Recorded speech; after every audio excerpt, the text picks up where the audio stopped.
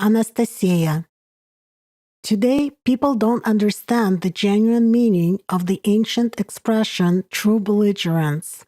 Yet true belligerence for man is by no means a manifestation of his aggression, hatred, or malice in the visible world. True belligerence is a manifestation of the warrior's firmness in spirit of the fight with his animal nature or the animal mind. This is a characteristic of a struggle in the invisible world between light and darkness, as legends say. Rigdon. Absolutely. Waffle is the warrior who does not hone his skills in battle. So getting back to the subject matter. A hidden symbol of the right essence in the ancient Chinese mythology was Bai Di, the ruler of the West, the White Emperor, that is the spirit by the name of Zhao Jun, which means the calling one and the repelling one. The embodiment of this spirit was Bai Hu, the white tiger, the beast that instills fear in all sorts of evil spirits, patron of the West. Incidentally, the white tiger, the hidden symbol of the right essence, and the green dragon, the hidden symbol of the left essence, were drawn in medieval China as guardians on the gates of the Taoist temples.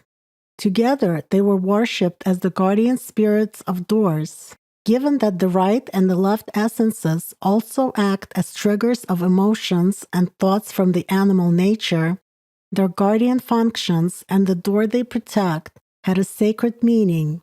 The latter meant that without conquering these two guardians inside himself, a human will not be able to enter the spiritual world. And finally, the hidden symbol of the left essence was Kang Di, the sovereign of the East, the azure ruler, that is the spirit named Lin Wei Yang, miraculous, powerful, looking upwards. And the embodiment of this spirit was Queen Long, the azure dragon. Images of the azure dragon, together with symbols of the other three cardinal directions, exist on numerous gravestone bas-reliefs and walls of burial structures. Interestingly, one can find the azure dragon as a helper of the god of wealth in the folk pictures of conjuring nature and auspicious spirit. At that, the dragon was depicted as scattering wealth and filling a kind of a horn of plenty, a special vase that gathers treasures, with wonderful pearls, which are exuding flames, as well as gold, silver, and corals. The god of wealth, who was portrayed as riding either a dragon or a tiger, was especially revered by merchants. A constant attribute of the Chinese god of wealth in folk images was usually the dragon associated with money. Again, if one compares all this information with the characteristics of the left essence, slyness, pridefulness, deceit, desire for secret power, then a totally different underlying motive of this entire legend becomes apparent. It must be mentioned that in ancient China, the green dragon was a very popular, and as they would say today, widely promoted character. It was presented to people as a symbol of spring, changes, and the East. But this is already a substitution of notions, an associative fusion with an image previously popular with tribes, which is older and more significant in mythology, and which combines the features of a bird, and later of a human face, and a snake.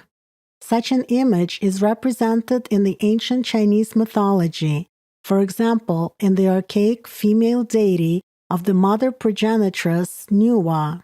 Nuwa, a woman gently sliding into the other world like water, the one having a connection both with the earthly and the heavenly worlds.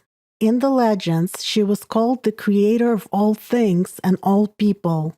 Moreover, legends have it that she created a girl first, looking at her own reflection in the water, and only later did she create many other mortals, men and women.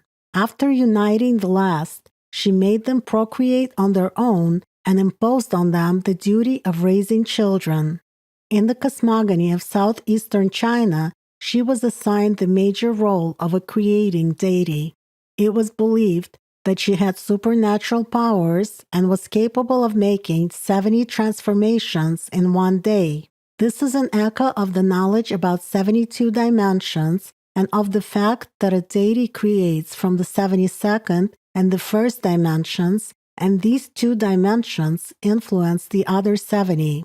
She was associated with victory over the black dragon, which was an embodiment of evil spirits, with the restoration of cosmic equilibrium, which had been disturbed as a result of a catastrophe during which the 4 earthly pillars collapsed. Moreover, it is to this creating divine feminine hypostasis that the greenish-blue color was inherent. In the mythology of different peoples, it embodied the element of water and of the feminine cosmic principle. This is a special color, indicating certain achievements in spiritual practices. I shall speak of it in more detail later. And now I will just note that even in the traditional view of the Chinese, the green and blue segment of the color spectrum is a single whole and is marked with the hieroglyphs that combine the meaning of green and blue. Mother Progenitress Nuwa was often portrayed together with a similar to her Fuxi, a being with a human body and a snake's tail instead of legs. At that, their bodies were intertwined.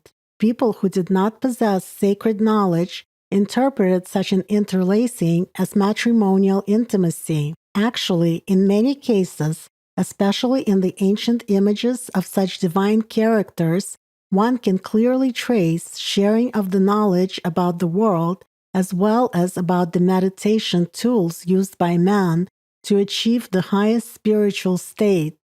Their symbols were often associated with a circle and a square.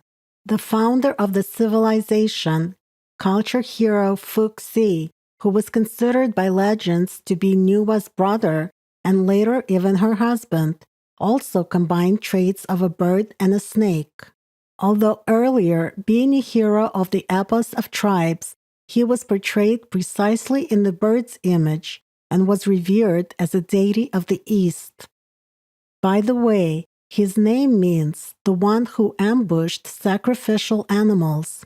As I have already said, Fuxi is mentioned as the first creator of the hieroglyphic writing in signs, and it was already much later that people started to call him dragon-like and associate him in legends with the long dragon and draconian attributes. There is also another interesting point. Different cosmological myths were inherent in ancient Chinese mythology, including those about the creation of the ordered world, thanks to the divine feminine principle, the forces of Allat. But what is today's emphasis? The modern world knows that Chinese mythology and philosophy are based on the yin-yang principle, that is, the myth about the formation of the world as a struggle of two principles, which on the one hand disturb the highest harmony of existence and on the other hand restore it. As present-day philosophers say, the principle of the idea of dynamic balance of alternative tendencies. In other words, in the modern world, new generations know nothing about the original mythology which described the beginning of the world's conception by spiritual forces and its ordering by the divine feminine principle. The fundamental Chinese philosophy begins right with the assertion of the idea of the world's duality, the unity and struggle of the two opposing principles, that is, with the stage of manifestation of the material world, of the forces of the animal mind, and their struggle with the creating divine principle. The question is, why has this particular myth been hyped around the world today, and why is this particular dominating principle being asserted? I think it will not be difficult for clever people to find the answer to this question, especially once they have basic knowledge. So the appearance of the dragon Queen Long in the world was presented in the mythology already as none other than a happy omen. Images of the green dragon were popularized as having an auspicious meaning and bringing untold earthly wealth. Sometimes during marches, a banner with its image was even carried in front of the troops, whereas a banner with an image of the white tiger was carried behind the army. However, if we trace the roots of such hype, they will lead to the ancient occult secret society, the Green Dragon, which has existed on the territory of China since ancient times, and thus clandestine, not exactly good deeds throughout the world. Anastasia. Yes, I mentioned this occult society in the book Sensei 4 while describing some little-known facts about the events and people that triggered World War II. In fact, as you noted very accurately then, everything is in plain sight for those who know. Rigdon. Absolutely. By the way, speaking of military campaigns, the governors, politicians, and priests who knew about the special symbols and signs that activate aggression in the masses have used them in such campaigns since ancient times, depicting them on shields and banners. And this was not only in China, but in other countries as well. Let us take, for instance, the Assyrian kingdom, which contemporary historians call the first known world state founded on blood and conquest. Anastasia. Our history, unfortunately, is still being written under the dictation of the Archon's ideology, with the emphasis being made not on the first societies in the world, in terms of spiritual achievement of the human civilization, but on the first communities built on aggression and conquest of foreign lands. Rigdon. Well, it is in people's own hands to change the situation. So what did combat badges of the Assyrian army look like? They were mainly a diagonal cross in a circle with a vertical bar and two animals on each side, or an archer pointing his arrow to one of the sides. In other words, symbols and signs that indicated activation of the lateral essences. Anastasia. Assyrian combat badges? That's right. I read about them after you had mentioned the monogram of Constantine the Great, the labarum, a symbol of the Chaldean cosmology. The labarum was used as a military banner by the last Roman emperors before the division of the Roman Empire into the western part and the eastern part, Byzantine Empire. Already back then, all these standards and banners were used to simplify control of the troops. And if we speak about the Assyrian kingdom, everything is clear there. At a certain period of time, Babylonia, where the priestly circles among the Chaldeans were originally from, was a part of Assyria, and the Assyrians themselves practiced a religion which was similar to the religion of the Babylonians. Yes, it's surprising that people don't see the obvious, because during the rule of Constantine the Great and after it, they started to widely use in religion the sign of aggression, the monogram of Constantine the Great, which had long been used during the conduct of wars. Now it is placed in many cities of the world and can be seen by many people. But this is a war without declaring war. Someone obviously knew much more about this sign when they imposed it upon Constantine as a symbol of the new state religion of a country so powerful in the world at that time. Rigdon. Regrettably, that is so. Many people, when they go to a religious temple of the denomination which they consider themselves to be a part of, practically do not notice what signs and symbols surround them and for what purpose they're placed there. But a person definitely feels their work by his state. It is just that given the fact that no one discloses the true purpose of such signs to him, it is natural that a person will not even try to understand his compulsive psychological state. He considers such a state to be natural because he has repeatedly experienced it while attending similar institutions. And if one looks carefully, In such places, one can see a variety of signs activating both the spiritual nature in man, aspiration for God, as well as the animal nature, through awakening subconscious fears. Very often, in cultish and religious institutions, there are many more signs which negatively affect the human psyche than those that stimulate development and strengthening of the spiritual nature in person. Why?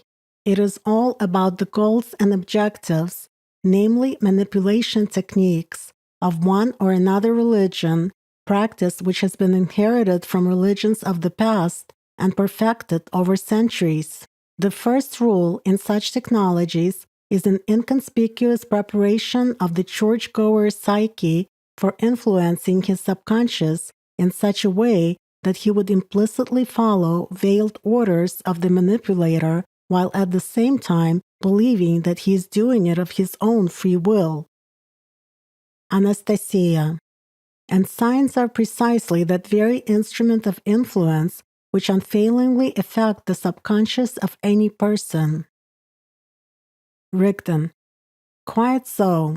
People have had the knowledge about this since ancient times. Suffice it to look at the drawings and signs of the Paleolithic era. Unfortunately, today this information is not possessed by the majority of people like it was in the days of old, but only by those who are at the ruling top of the nations. Nonetheless, the situation can be helped, if only that very majority so wishes. So the human psyche clearly picks up this influence of signs through the subconscious, because the structure of the psyche is based on the unconscious. In this case, consciousness has a subordinate function. And signs influence, let us put it this way, the archetypal component of an individual's psyche. Their effect is based on the individual's predisposition to unconscious suggestion. What happens if mostly negative signs are present in such cultish and religious establishments? A person goes to such institutions, as a rule, when an inner necessity for it matures in him. That is, if we exclude popular religious holidays or events which are typical to this or that nationality, when people traditionally visit temples to keep their friends and relatives company. In other words, when a spiritual surge occurs, but the personality cannot understand what exactly is happening to it. Naturally, such necessity intuitively leads a person to the place where he expects to get answers to his inner questions. That is why, when heading to such establishments, he is open to dialogue. That is, he has a certain degree of trust in religious workers. If a person ends up in a religious establishment with mostly positive signs, which strengthen the perception of the deepest feelings from the spiritual nature by the personality, this would inspire such a person even more, increasing the feeling of love and gratitude towards God, give rise inside him to the state of fearlessness, an expanded state of consciousness, and comprehensive perception of the world. Do you see the difference? The person would experience not fanaticism or strong emotions with yells of hallelujah in the fits of mass hysteria instigated by the crowd's great desire to save their body and live in it forever. By the way, after such emotions from the animal nature, a person once alone usually experiences emptiness, whereas he would actually feel exactly the fullness of the awakening of the deepest feelings which give awareness, a spiritual surge of energy, charge him with eagerness to create for the sake of saving his soul and not the body. This is an example of how things in theory should be now if the human society really had the spiritual guideline for its development. But note that everything is happening in exactly the opposite way in the world. Why? Because the basis for creating any religion as an institution for controlling the masses is power and manipulation, camouflaged as spiritual care for people. That is why today, in the majority of cases, there are many more negative working signs in such cultish and religious establishments than there are positive ones.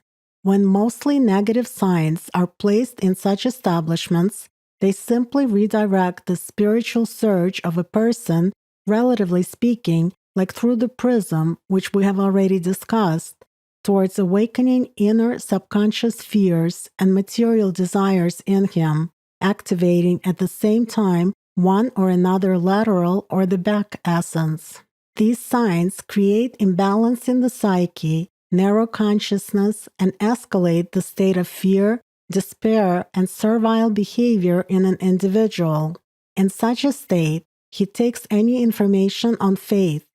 At the same time, a small number of positive signs in such establishments stimulate in a person hope for the future and the desire to live. In religious establishments, this is, as a rule, a standard formula of such a combination of signs which prepares a person for subsequent verbal suggestion, hypnotism from religious workers of one or another religion. As a result of such unspoken preliminary conditioning by signs, which strengthens subsequent verbal suggestions, the churchgoers, including one would think grown-up intelligent people who have higher education and scientific degrees, become as trusting as children. They're willing to listen to any cock and bull story told by the people clothed in religious garments without even getting into the heart of the matter, which are the suggestions from the animal mind, and where indeed the grains are given that stimulate their spiritual growth. Anastasia. Yes, in such a state of hopelessness or panic of a drowning person, people grasp at any straw extended to them. So at first, fear is triggered in an individual, and then the manipulator demonstrates a way to get rid of this fear, though in the light that is favorable for him. Rigdon. Yes, this can be figuratively compared to a situation when a person is put into a cell and then driven to a nervous breakdown through threats and beating. Afterwards, a cellmate is sent to him who promises to supposedly release him from this confinement because he knows how. Naturally, the person begins to trust him, believing that he will save him from suffering, starts to treat his new friend with dignity and respect, for the latter gives him a feeling of hope, or rather supports in him an illusion of imminent liberation. However, note that the cellmate only promises, doing nothing to really set this person free, because he himself is a captive slave who is simply doing his job. It is the same in religion. Its servants are like cellmates who are quite far from being free themselves. However, while advocating their religion, as a rule, they state that a person does not have a single chance of salvation unless he is a follower of their teaching, who must adhere to all their rules and rights, be an eternal sponsor, political electorate fulfilling the will of their priests. While listening to promises of such a religious cellmate about his salvation, the person eventually becomes ready to fulfill any of his requests, considering it to be his duty, his wish, his conscious participation. This mechanism of manipulation is effective as long as it is hidden from human consciousness, for the manipulator will never admit his actions. And if this is the system that has been running smoothly for centuries, then oftentimes workers of this or that religion are themselves unaware of what exactly they're doing and whom they really serve. Anastasia. In general, hidden manipulation of religious priests who pursue the goal of subordinating as many people as possible to their power is that they first create appropriate conditions and a source of fear for the person, and then act as intermediaries for a temporary resolution of the person's internal conflict, which has emerged as a result of this, naturally in a form that is favorable to them. The more things there are that are unclear to a person, the lower is the person's degree of awareness of what is happening to him, and the greater the fear that these unclear things instill in him. Moreover, This process intensifies and loops the personality's attention in on itself. As for priests, the more fear they instill in the nations that are enslaved by their ideology, the stronger their power and the greater their authority, supported by these same nations. Rigdon. Yes, it is just that there is real manipulation of human feelings going on, and in favor of the animal mind at that. These signs, which negatively affect the human psyche, for instance, the sign of an aggressive reverse swastika, are placed in such religious institutions, as a rule, within the churchgoer's sight. However, they're placed in such a way that they do not attract attention to themselves unless you know about them. They can be added to patterns or decorations of the external interior, the temple painting of walls or the floor, elements of carving and sculpture, or they can be included onto items and clothes of priests and so on. It should be understood that at the subconscious level, any person registers a large part of information from the visible world, even if he is consciously focused on something else. So a person visits such institutions when he has an inner need for it, during a spiritual search, or when he wants to get rid of his inner, emotional suffering, which, as a matter of fact, is the consequence of a long-term dominance of the animal nature in him. In such moments, a person is open and is searching for help.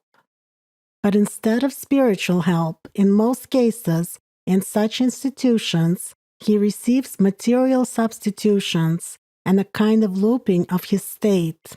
Namely, negative signs intensify subconscious fears in him, while religious workers supplement those with their standard verbal suggestions, as a result of which certain material wishes and aspirations are formed in a person. The person focuses the power of his attention on this, and that in turn further reinforces the lateral and the back essence's influence on him. Anastasia. Yes, the signs with negative influence also trigger and additionally stimulate in people the mechanisms of suggestion, imitation, and reciprocal emotional infection that are typical for spontaneous behavior of the masses. These are the tools that actively influence the human psyche and create corresponding emotional tension. And ministers of religion, with the help of verbal influence, simply form a culmination and a resolution of these emotions in the direction they need. Thus, an artificially created psychological attachment takes place. A believer gets attached to one or another religion, and his personal identification with this particular community takes place. Rigdon. That is correct. So the influence of signs on the human being is merely physics. The process of their operation can be compared to a button that switches on a light bulb. People press the button when they need to create certain conditions for their work, to artificially light a dark room. At the same time, they do not even properly understand how this process takes place, what electric energy is exactly, and what is its true nature. There are several signs which have been used since ancient times to activate the animal nature in human. Naturally, the activation of such signs bodes no good for society, but people themselves choose what emotions and thoughts to give preference to and what to apply the power of their attention to. Anastasia. Yes, the proverbial human choice.